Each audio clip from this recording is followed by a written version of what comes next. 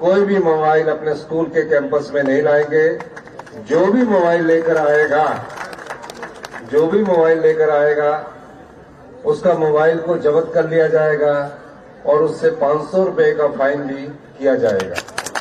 उनके माता पिता को बुलाकर समझाया जाएगा और एक वार्निंग के बाद, 2 वार्निंग के बाद जो भी एसओपी हम बनाएंगे उसके अनुसार उसके खिलाफ अनुशासनात्मक कार्रवाई की जाएगी। ऐसा मैं इसलिए कह रहा हूं कि आज मैं जब बच्चों का खेल देख रहा था, मैंने देखा कि कई बार स्कूल के कैंपस में बच्चे लंच टाइम में बात नहीं करते, मोबाइल के साथ एकदम लग जाते हैं।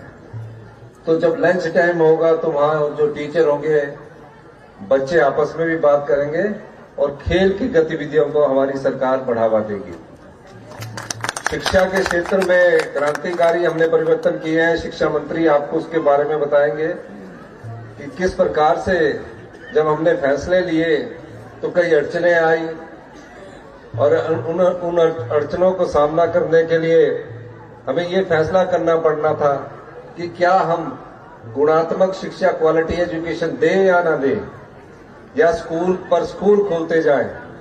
तो फैसला ये किया गया, क्योंकि मैं खुद भी सरकारी स्कूल से पढ़ा हूं, उस समय भी क्वालिटी शिक्षा होती थी, कि हमें जो भी फैसला करना पड़े, जो भी सरकारी स्कूलों में पढ़ने वाले या दूसरे स्कूलों में पढ़ने वाले बच्चे हैं, हमें गुणात्मक शिक्षा पर बहुत अधिक ध्यान देना और उसमें कोई कमी नहीं रखनी है।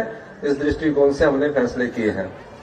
आज के इस उपलक्ष्य में, क्योंकि मेरा कार्यक्रम कहीं और था, यहाँ मुख्य अतिथि माननीय हमारे रोहित ठाकुर जी थे और लोकल हमारे मिनिस्टर इस क्षेत्र के, जिन्होंने नेशनल स्पोर्ट्स यहाँ करवाया है और हमेशा से सबसे यूनिवर्सिटी टाइम से, कॉलेज टाइम से हम सब लोग साथ थे।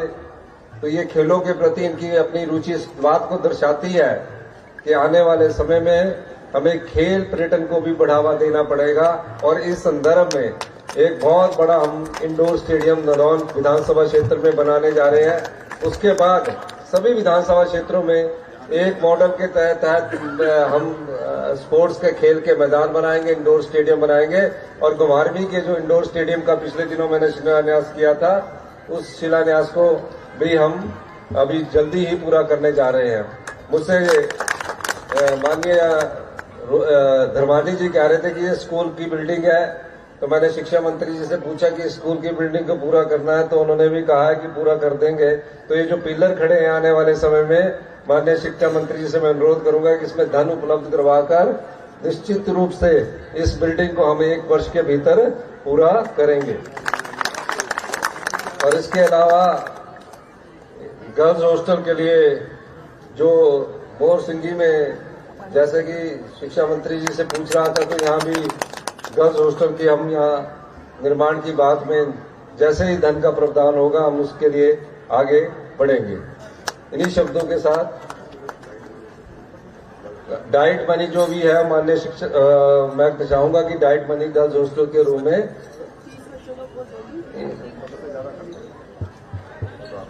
चलो 30 बच्चों का जो हॉस्टल है उसको आगे बढ़ाना, हैंडबॉल खेलने के लिए जगह है, ठीक है। स्कूल के अंदर जो है शिक्षा मंत्री जी उसको अध्ययन करेंगे और उसको खोल दिया जाएगा। हैंडपंप आपको मिल जाएगा, वो तो मंत्री जी दिला देंगे। इसके अलावा मैं आप लोगों का बहुत बहुत धन्यवाद करना चाहता हूँ, प्यारे बच्चों का, प्यारी बेटियों का। मैं आपसे एक बात, आपके ये, जब मैं गवर्नमेंट कॉलेज शिमला में पढ़ता था तो मैं हैंडबॉल का कैप्टन था। आगे भी सुनो, जब मैं हैंडबॉल का कैप्टन बना उससे पहले हम इंटर कॉलेज चैंपियनशिप जीत चुके थे, मेरे बनने से पहले। और जब मैं बना तो हम पहले ही मैच में ढलियारा कॉलेज में 84 में हार गए। अब जब स्टेट के चैंपियन हार जाए इंटर कॉलेज में, तो यूनिवर्सिटी में, कॉलेज में आके बच्चे पूछते हैं कि क्यों हार गए। क्योंकि जो खिलाड़ी थे वो पूरा रात ही जागते रहे और जब सुबह खेलने का वक्त आया तो 2 खिलाड़ी हमारे खेल ही नहीं पाए।